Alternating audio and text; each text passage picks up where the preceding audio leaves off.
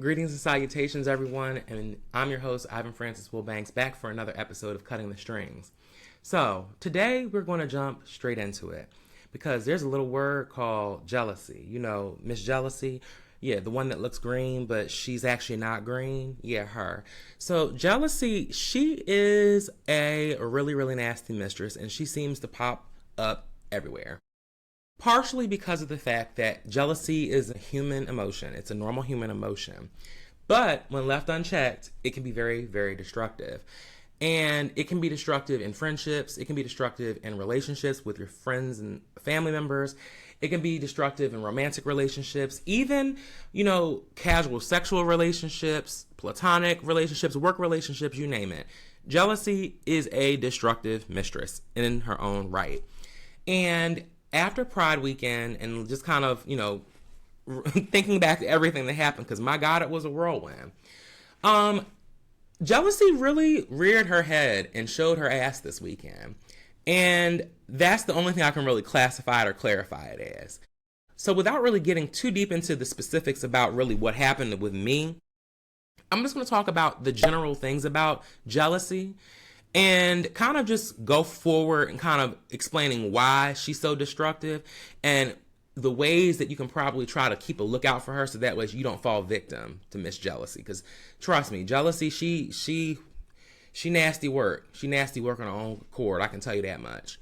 But jealousy, from my experience, is this feeling that you are not receiving what someone else is getting. It's like, well, why are they having that? Why are they getting this access to this? Or why is this person, giving them something that I'm not getting, right? It's kind of like the really ugly version of FOMO. Like, it's kind of giving, like, the very ugly version of fear of missing out. And oftentimes that jealousy also can be spurred from an own sense of insecurity, right? I think that a lot of times when, especially we're talking about pride events, like I can talk about Black Pride and what I just experienced, right? Black Pride is a place in which either you can live your fantasy or all of your insecurities will be exposed instantaneously, right? If you have trouble talking to guys, well, either you can end up having a life-changing experience where you meet that person, or you can have the same reinforcing self-fulfilling prophecies over and over again and get dinged numerous times, right? You could either have the highest of highs or the lowest of lows in a space where there's a lot of socializing going on, a lot of social maneuvering going on. And the thing is, people talk about, oh, it's just, pride. It's just, a bunch of gay people having sex with each other and doing God knows what else. A lot of people take that as an oversimplification, right? I think a lot of people don't realize that, yes, I'm a gay man, but I'm a man and a human being. I'm not just gay. So the reality of it is that I still have to move in social circles and socialize with people. There's still a social hierarchy, unfortunately, that exists, especially in a city like Atlanta, that is based on some level of materialism or aesthetics, right? And so the reality of it is that moving through these spaces requires you to have some level of certainty and sureness about yourself, right? And so for me, I know that I've been on my own personal journey with trying to, establish my worth and trying to, figure out what my talents are and really doing the work to dig in and figuring out like what's up with me, right? I've been going to therapy for 5 years now. I've dealt with life coaches. I've dealt with romance coaches. I have done everything possible short of basically replacing my brain, essentially, to try to work myself to a place where I can be able to navigate these spaces better, because I've dealt with severe bullying. I've dealt with being told I'm too fat, that people will never want me. I've dealt with people, telling me, and as a youngin', as a child, I hope you get AIDS and die because you're a faggot, and saying crazy, nasty stuff like that, just terrible stuff like that. So at 32, right, when I walk into a space, I do have a little bit of the baggage, but trust me, I made sure I took a lot of things out of the bag first. And while, it's still progress and it's still a process and it's not perfect, the process is still happening. And it's a slow one, it's an arduous one, but the work is still being done. Jealousy happens, however, when you don't engage in that level of work, right? When you don't really think about, what ticks you off and what sets you off. When you don't have those honest conversations. When you don't have those conversations with yourself about what you want for yourself. And so you end up saying yes to things that you probably wouldn't have said yes to begin with because you want to be a part.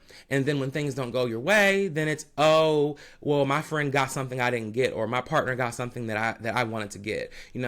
A very good example of this is when people go out during Pride and they're in open relationships, right? And mind you, I've had this happen, a few different times where I'll go out with somebody, we're talking, we're chilling. We said that we're good. We said we're going to play separately because we're not serious. Or even if we were serious, we said we're going to play separately. And, they get numbers. It's all fine and dandy. They go have, they roll around in the hay or go to the dalliance function with the dark room. And they do whatever they want to do. And it's not an issue for me. I'm like, well, honey, live, let have, eat, pray, love, and other things. So that's how I operate. I don't really care about that. But when the roles are reversed, right, it is this essential sense of, well, you got this number. I don't like that. And so people fall out, or they get angry, or they get really, really nasty, or they start getting funny. And I always say that when you gain something, right, and people react negatively that are supposed to be those people in your corner, that's jealousy. The nice way of putting it is that's jealousy. Now, in the hood, we say that that's just a hating asshole. That's what we call that. But generally, that's jealousy. That's just a common thing that we call it. And the reality of it is that now you are jealous. So now this is what makes the difference. Are you going to really do the work of unpacking why you're jealous? Or are you just going to be jealous and angry and nasty and mad for no reason? And really, this is where this separates the men from the boys, right?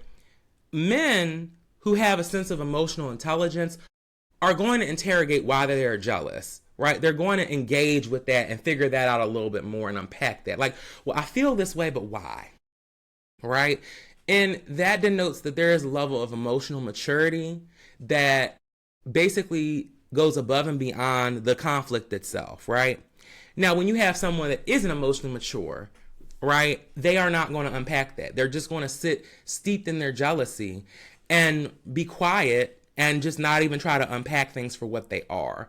And quite frankly, I will say that that's unfortunate because, again, I understand jealousy is a human emotion. So if it's a human emotion, why is it that we're not having a basic conversation about a basic human emotion? I always say that men are socialized in a way where we are only allowed to really demonstrate 3 different emotions, right? Sexual arousal, anger, and, very, very mild enjoyment of some things. But outside of those 3 emotions, it seems like if there's anything beyond that, it's out of line and out of order.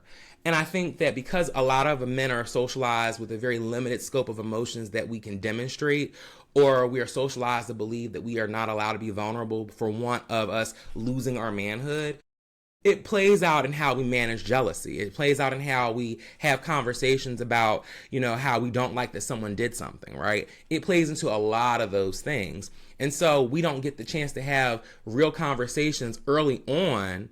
And then all of a sudden, when you get to the event, or when you get to the weekend, or when you get to the con, or get to whatever have you, all hell breaks loose because the conversations that were needed to be had were not had.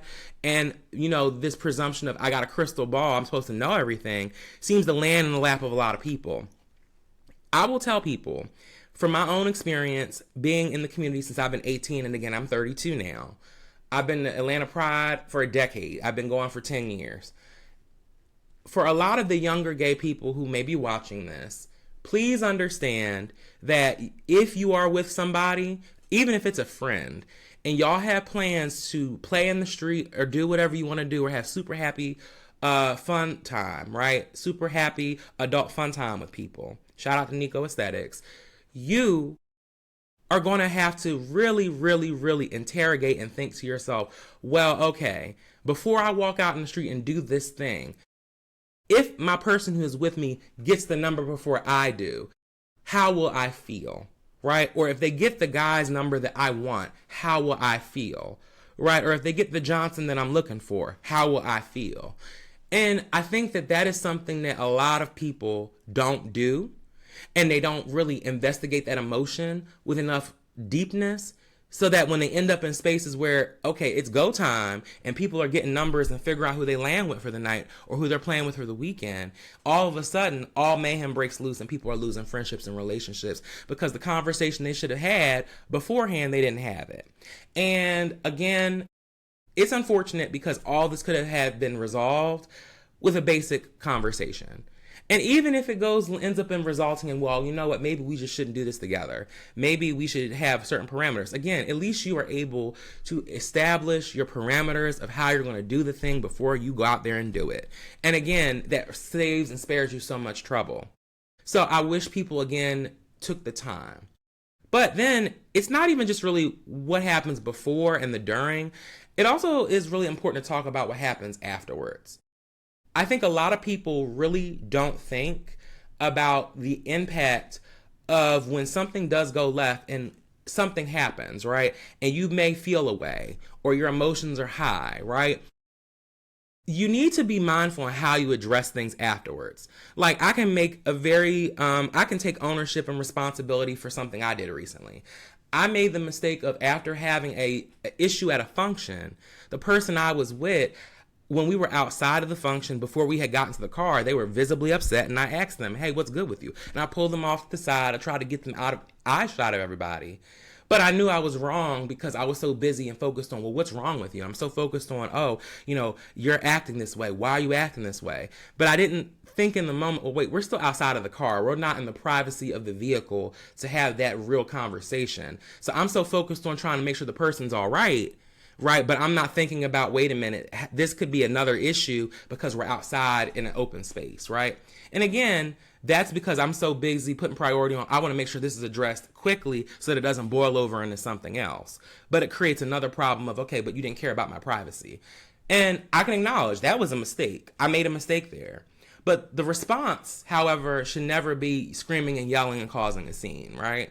And I think that, and mind you, I've had it happen multiple times in my life where I'm out in the street and shit just happens, right? I'm not the type of person to go start screaming and going off on people. That's not something I'm natural to do. I don't tend to do that. And I probably wouldn't do that because I have a license to protect and a professional reputation to protect a little bit. So I'm not going to do that. But at the end of the day, right, if it happens, I know, okay, we have to walk through this together so that we figure out how to either come back to friendship, come back to relationship, come back to the connection, right? Or in the least, if we can't come back together, we end this off in a way where this is not toxic. And I think that is really the way how I look at it. The trouble that I've run into, though, is I see when people, the shit happens and they don't want to talk about it. They want to sit there in their own silo and believe that they're right and not take accountability for things. And for me, speaking for myself, I have often been the one who's told that I'm the cause of things or why things go wrong. So I will often take accountability for things, even beyond the scope of things that I've done, right? And it could be that someone else did something and I'm taking accountability for it because in the moment I'm getting fussed at. So I'll just say, okay, blame it all on me, right? And that's not healthy. Right? There are also other times where I may not fully understand what has happened. So I'm like, you want me to take accountability for something and I don't fully understand what happened. So I'm like, well, what do you want me to do? And then there are other times where I'm told to take accountability for things and I don't know what it is because nothing was given to me to understand what that was. I had no information to know what it was that was the problem. So essentially, in effect, I'm kind of damned if I do and damned if I don't, because if I knew, I'm on the hook for it. But if I didn't know, I'm still on the hook for it. So I have to basically, in essence, have a crystal ball to plan so that this thing doesn't happen and then make sure it doesn't happen. Even though I don't have a crystal ball, and as you can see, I have a microphone in front of me, and not that. So, sorry folks, I ain't Miss Cleo. I'm not. So, since I don't have a crystal ball, sometimes I don't know what's happening in front of me, or I don't know what's happening unless someone makes it apparent, or someone makes it clear to me that what's going on. Honestly and truly, I really do think that at this particular stage in the game, really and truly, for both the younger people who are part of the community, older people who are not a part of the community and who just are going through stuff, right? I think it's important to really consider that if you are jealous or if you are prone to being jealous and territorial and you are going out to events with people, you might need to really have that conversation before you step out on the street, right? And that is the one lesson I've learned. And from here on out, I will hold that message to the ends of the earth. But trust and believe, I'm just not willing to make the same mistake again. So yeah, I will say jealousy, not fun to deal with, definitely a destructive mistress. And the best way to really avoid having jealousy destroy your friendships and relationships, especially after you've had a lot of events that weekend and all that other stuff, is you actually come to have the conversation that you need to have. But you have it before the event, you check in with each other during the event, and then after the event, you have the conversation you need to have. And if you feel upset and you need time, take your time, right? There's no reason to rush straight into it. I know I make the mistake of sometimes rushing to handle problems, or I'm jumping in to say, okay, no, there's an issue. I don't want to sleep on it. What is going on, right? Everybody's not willing to do that. Everybody's not willing to jump in and handle a problem right then and there. So for me, I have to check myself sometimes and be aware of, okay, I can't move so quickly. However, at the same time, for those of us who are like prone to doing that, we'll wait. But the longer we wait, the longer we think about things. The longer we wait, the more settles, right? It's almost like after a dust storm, you kick up all this dust, right? And then after a while, all of it settles and you begin to see the full scope of everything that has happened. And I know for me, after Pride Weekend this year, the dust has settled and I've now seen this full scope of what has happened. And I'm going to be honest, I have to now really think about what my next steps are and what my future is going to look like with a lot of different things, not just one thing. So as far as I see it, if I can give anything to anybody with this episode, it is have those conversations. Don't wait till it's too late to have those conversations. And if you know that there is even a slight possibility, slight inkling that you're going to be uncomfortable or something is going to make you uncomfortable, don't expect the person to have a crystal ball like Miss Cleo. You got to tell them what makes you uncomfortable for them to truly know and to give them an opportunity to adjust accordingly. And I think that's really the message for the day. So without further ado, thank you so much for coming to my podcast, and thank you for joining us for another episode of Cutting the Strings. If you like what you heard today, please remember to like, share, and subscribe, and I'll be here for you in the next one. Bye.